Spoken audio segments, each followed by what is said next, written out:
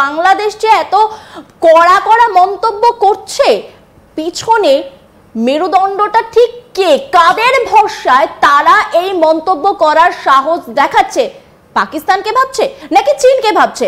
যে কারণের জন্য আজকে তারা হঠাৎ করে, কিছুদিন আগে আমরা যে ছবিটা দেখতে পাচ্ছিলাম যে মোহাম্মদ ইউনূস দেখা করবার জন্য একেবারে উঠে পড়ে লেগেছিলেন প্রধানমন্ত্রী মোদীর সঙ্গে, এবং দেখা করবার পর বিভিন্ন বিষয় বলেন, যেখানে দাঁড়িয়ে তারা যে স্টেটমেন্ট দিচ্ছেন, ভারত সরকার যে স্টেটমেন্ট দিচ্ছেন, তার সাথে আকাশ পাতাল একটা তফাৎ দেখা গিয়েছিল।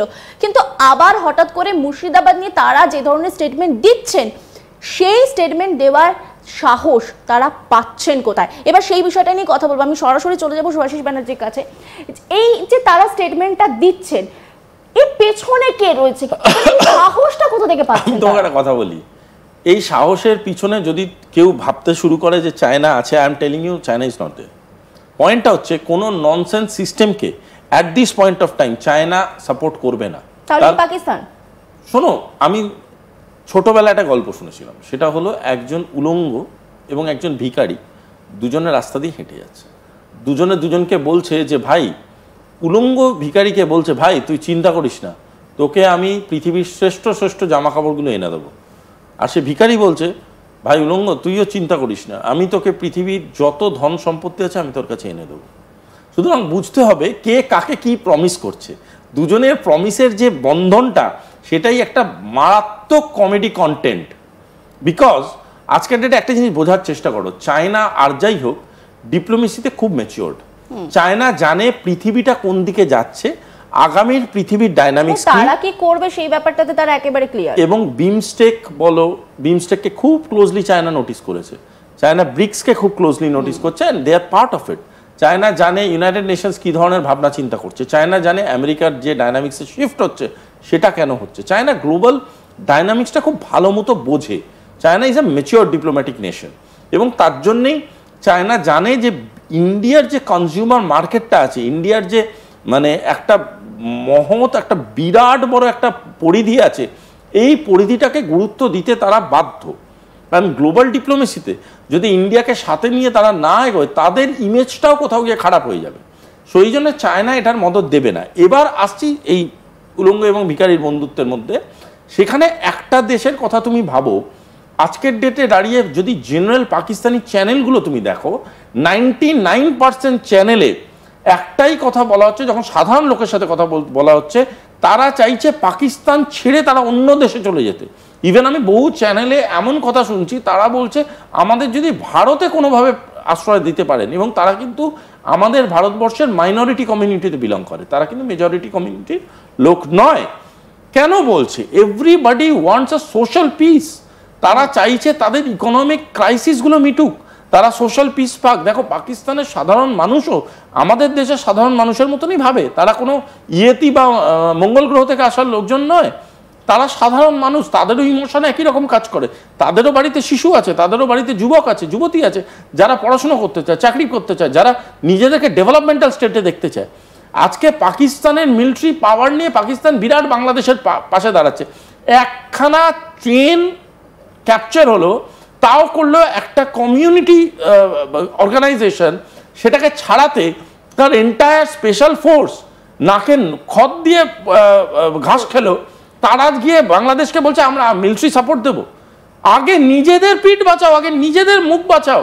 সারা মুখে চুনকালি মেখে ঘুরে বেড়াচ্ছ, নিজের দেশের মানুষকে প্রোটেক্ট করতে পারছো না। You are talking about international military power. Who are you? কি প্রমাণ করতে চাইছো? শোনো, প্রেস কনফারেন্স দিয়ে পৃথিবী চলে না। বাংলাদেশ কিন্তু সেটাকে বিশ্বাস করে একের পর এক মন্তব্য করে যাচ্ছে। খানিকক্ষণ আগে কিন্তু বাংলাদেশের তরফে আরো একটা টুইট করেছে, একবার সেটা দেখে নিই। না প্লিজ, একবার সেই টুইটটা দেখবো।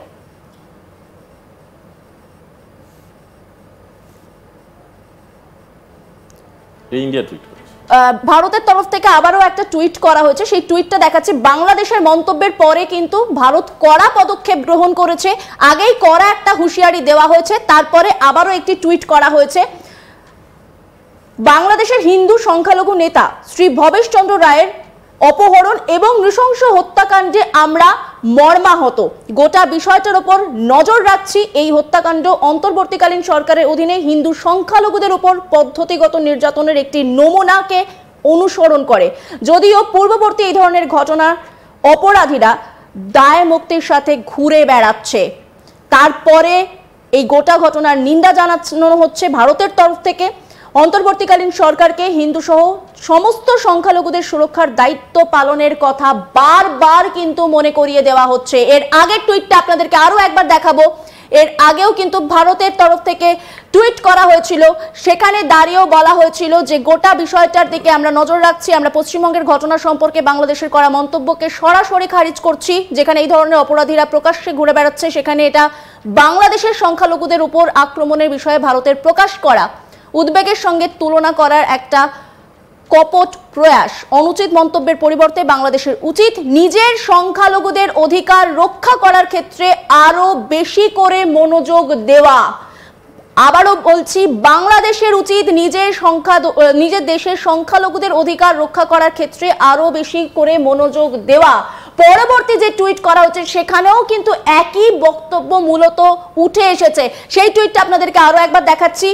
সেখানেও কিন্তু বলা হচ্ছে যে বাংলাদেশের যে বিষয়, সেই বিষয়ের দিকে যেন নজর দেওয়া হয়, সংখ্যালঘুদেরকে যেন রক্ষা করা হয়। বাংলাদেশের হিন্দু সংখ্যালঘু নেতা শ্রী ভবেশ চন্দ্র রায়ের অপহরণ ও নৃশংস হত্যাকাণ্ড আমরা মর্মাহতভাবে লক্ষ্য করছি। এই হত্যাকাণ্ড অন্তর্বর্তীকালীন সরকারের অধীনে হিন্দু সংখ্যালঘুদের ওপর পদ্ধতিগত নির্যাতনের একটি নমুনা অনুসরণ করে। যদিও পূর্ববর্তী এই ধরনের ঘটনার অপরাধীরা একেবারে প্রকাশ্যে ঘুরে বেড়াচ্ছে, আমরা এই ঘটনার নিন্দা জানাই এবং আবারও অন্তর্বর্তীকালীন সরকারকে হিন্দু সহ সকল সংখ্যালঘুদের সুরক্ষার দায়িত্ব পালনের জন্য স্মরণ করিয়ে দিচ্ছি। কোনো অজুহাত তৈরি না করে, কোনো পার্থক্য না করে সমস্ত বিষয়টা যেন দেখা হয়। আমি চলে যাবো সুভাষিতার কাছে। এই গোটা বিষয়টার উপর মানে বাংলাদেশের এই প্রতিক্রিয়ার পর কিন্তু ভারত এবার একটা কড়া মনোভাব যে গ্রহণ করতে চলেছে তা কিন্তু স্পষ্ট বোঝা যাচ্ছে। আগেও বারবার সতর্ক করা হচ্ছিল যে সংখ্যালঘুদের উপর আপনারা নজর দিন, কিন্তু যেই মুহূর্তে বাংলাদেশ একটা পাল্টা গেম খেলবার চেষ্টা করলো, ভারত কিন্তু তার কড়া মনোভাব প্রকাশ করেছে। আগেও বলেছিল যে সংখ্যালঘুদের ব্যাপারটা আপনারা আপনাদের বিষয়টা দেখুন, আমরা আমাদের দেশের বিষয়টা দেখে নেবো এবং কন্ট্রোল করবো। এবং আমরা সেটা মুর্শিদাবাদের ক্ষেত্রে দেখতেই পাচ্ছি যে পরিস্থিতি কিন্তু এখন অনেকটা কন্ট্রোলে চলে এসছে। আবারও কিন্তু ভারতের কড়া প্রতিক্রিয়া। দেখো, একটা জিনিস বুঝতে হবে, বিদেশ মন্ত্রক মানে এটা কিন্তু ডেফিনেটলি আগে বোঝাটা খুব প্রয়োজনীয়। বিদেশ মন্ত্রক ভীষণ ভীষণ টেকনিক্যাল একটা মিনিস্ট্রি। তারা যে স্টেটমেন্টসগুলো করে সেই স্টেটমেন্টগুলোর প্রতিটা শব্দ চয়ন খুব বুঝে বুঝে বুঝে বুঝে করা হয়। আমি তোমার স্টেটমেন্টসগুলো যখন দুটোই দেখছিলাম, আমি বলবো এখানে একটা জিনিস বুঝতে হবে, বাংলাদেশ যেমন বিমস্টেকে কিন্তু India is one of the leadership chairs. সেখানে বিমস্টেকে কোঅপারেটিভ ডিপ্লোমেসির কথা বলা হয়েছে, সেখানে বিমস্টেকে ওয়েলফেয়ার ডিপ্লোমেসির কথা বলা হয়েছে। এই সব জিনিসগুলোর মধ্যে ইন্টারন্যাশনাল হিউম্যান রাইটস কিন্তু ইজ এ কনসিডারেশন পয়েন্টার।